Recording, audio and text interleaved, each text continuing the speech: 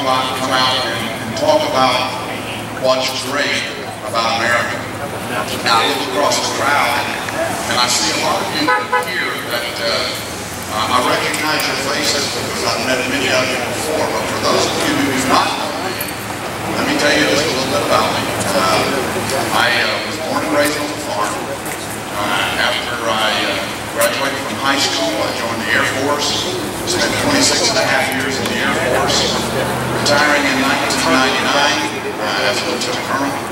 I started a couple of small businesses, eventually becoming a chief information officer of a global manufacturing company up in Northeast Ohio. And those were that was the experience that I put before the American people, before the people of the 6th District of Ohio in 2010. And they sent me to be their voice in Washington. And I can't tell you how humbled and honored I am to be doing that job. You know, we hear every year, every 4 years, we hear how tough of an election and how important of an election this is going to be. Well, the difference between all those other times and this time is that it's actually true. This is, I believe, the most important election of our lifetime. Let's look at why that's the case. Let's look at what we've gotten over the last 4 years. First of all, we got Obamacare. We'll talk about that a little bit. We got an increase in government regulations, big government, to the point where government regulations are now costing our economy about $1.7 trillion. We got bailouts. We got a stimulus that killed more jobs and sent more jobs overseas than they created. We got a deficit, an increasing deficit. We've got $5 trillion more in debt created by this administration, Barack Obama, Nancy Pelosi, and their allies like Congressman Charlie Wilson. I am fighting for America's small businesses, to put America's small businesses in charge of their own destiny. Because unlike the president and his allies, I believe those small business owners really did create those businesses. They built them. It's the hard work and the sweat and the determination and the innovation of the American people. That's what drives America's economy. Not big government, not higher taxes, not more government intrusion into our lives.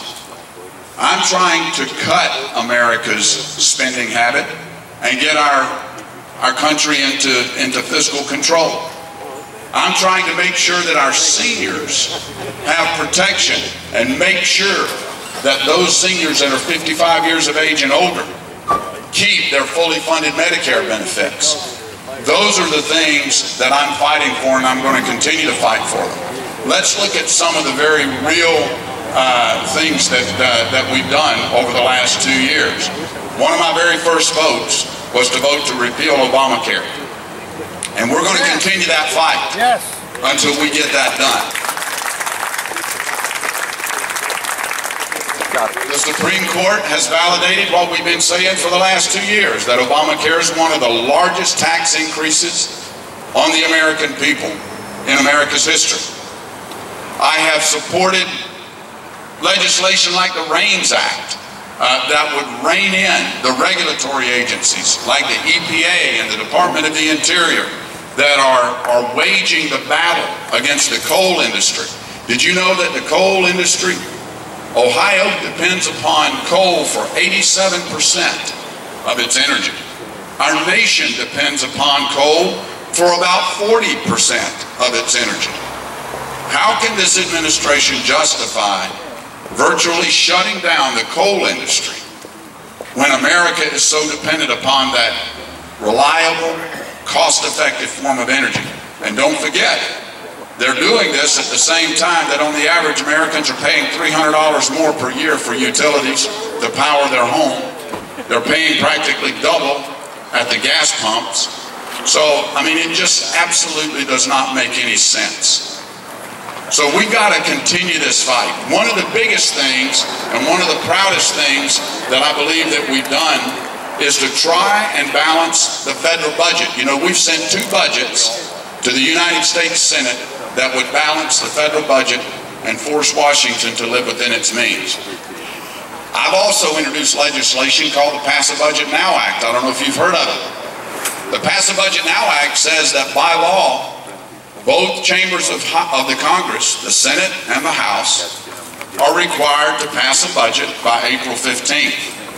My legislation says that if they do not pass a budget by April 15th, then starting on April 16th, the members of that chamber, whichever one does not pass a budget, they don't get paid.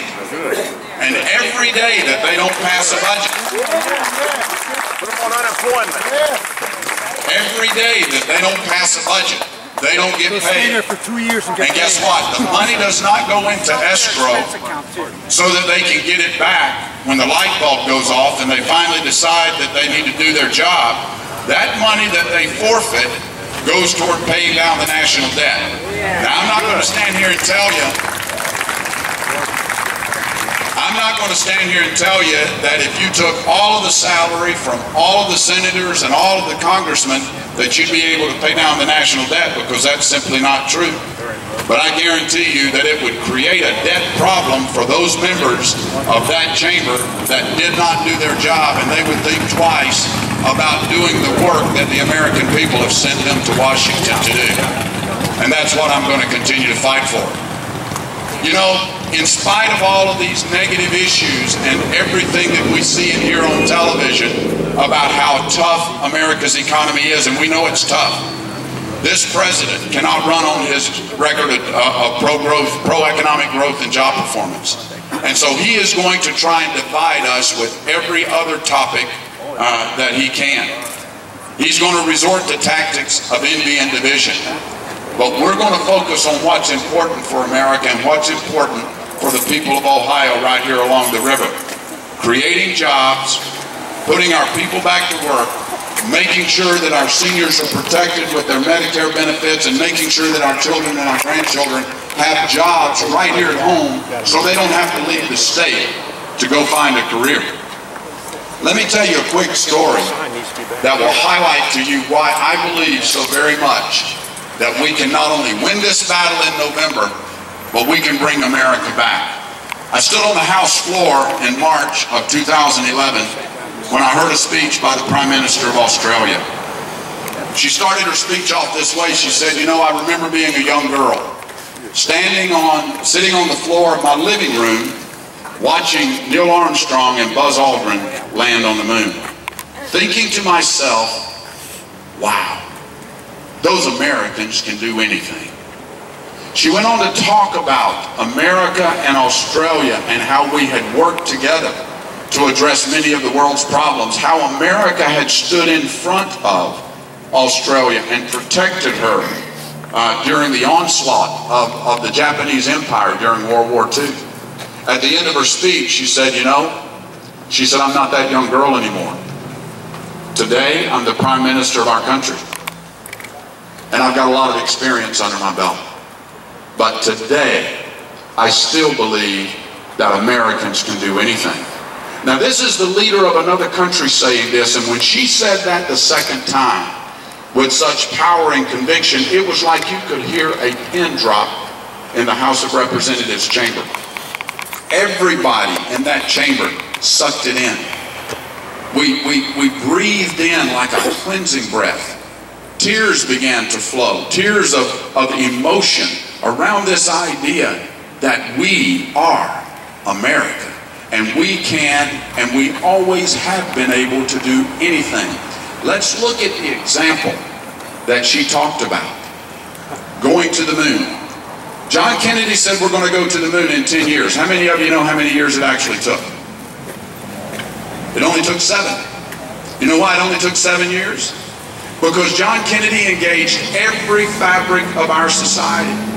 Our economic will, our political will, our industrial base, our academic communities, our scientific community, our technological community, even our military was involved in this idea of a space race. Many of you whose hair is the same color as mine can remember.